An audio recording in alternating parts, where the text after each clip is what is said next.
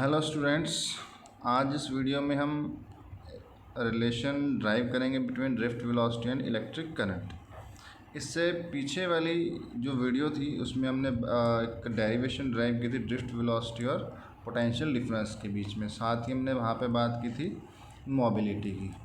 तो उसी में नेक्स्ट जो ये डेरिवेशन है relation between drift velocity and electric current.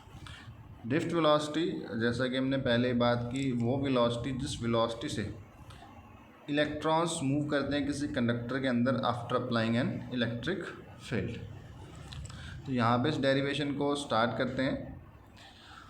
यहाँ पे हमने एक कंडक्टर माना हुआ है जिसकी लेंथ है L। तो ये हमारा एक कंडक्टर हो गया जिसकी लेंथ है L। इसका जो एरिया ऑफ क्रॉस सेक्शन है वो हमने मान लिया A। तो ये जो इसका क्रॉस सेक्शन एरिया है ये हमने माना हुआ है A। और हम मान लेते हैं कि इसको हमने जो पोटेंशियल अप्लाई किया डिफरेंस वो है V।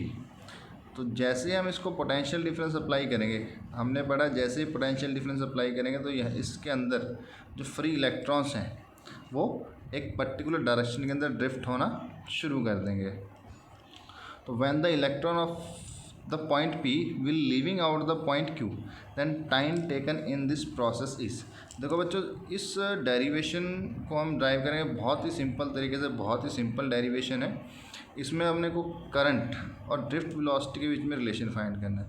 तो सिंपल सी बात है, हमारे पास जो करंट का फॉर्मूला है चार्ज अपॉन टाइम।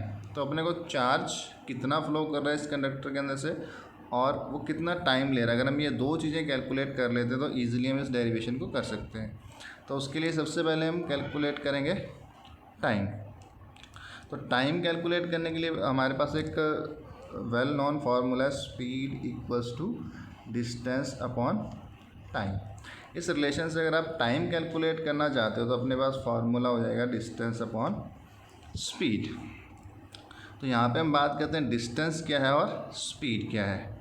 तो यहाँ पे हम देख सकते हैं कि हमारे पास जो डिस्टेंस इलेक्ट्रॉन्स को कवर करना है P टू Q जाने में, तो ये जो डिस्टेंस है ये हमारे पास होगा L।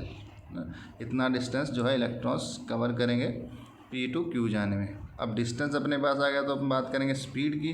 तो स्पीड हमने बताया जब पोटेंशियल हम अप्लाई करते हैं तो हमारे पास जो इलेक्ट्रॉन्स हैं उनकी स्पीड होती है ड्रिफ्ट वेलोसिटी, इसको हम डिनोट करते हैं VD से। तो दोनों चीज़ें अपने पास हैं। तो इन दोनों चीज़ों से हम जो टाइम लगेगा इलेक्ट्रॉन्स को पॉइंट P से Q तक पहुंचने में वो हम कैलकुलेट कर सकते हैं।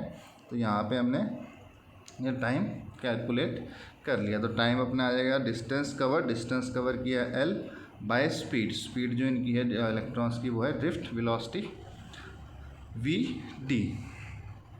इसके आगे हम बात करेंगे if Q be the charge on the conductor which take part in current, then हम मान लेते हैं कि टोटल चार्ज जो इस कंडक्टर के अंदर फ्लो कर रहा है वो है Q।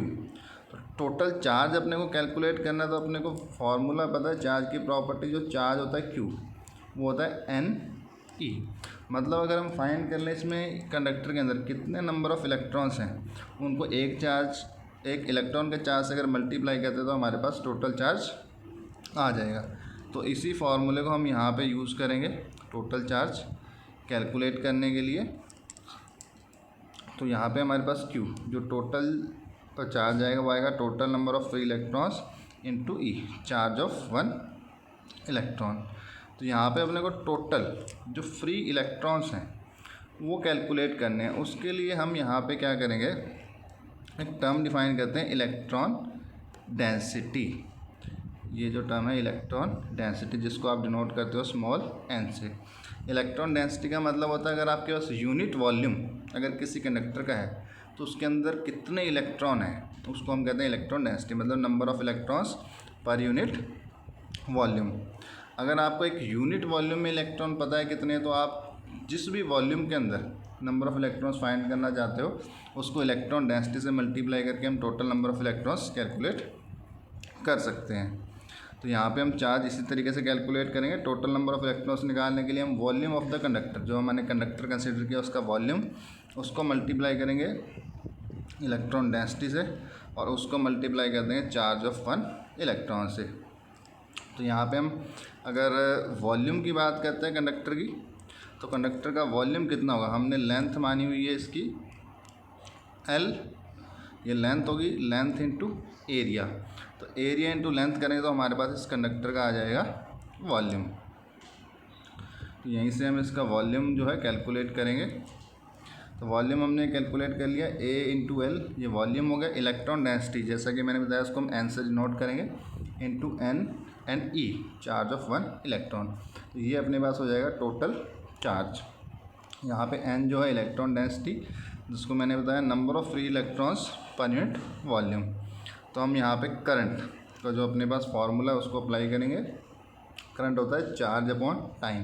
तो टोटल चार्ज हमने कैलकुलेट ऊपर किया है अभी, ALNE, और जो टाइम है इलेक्ट्रॉन्स ने टाइम लिया पॉइंट P से Q तक जाने में, वो है L/VD।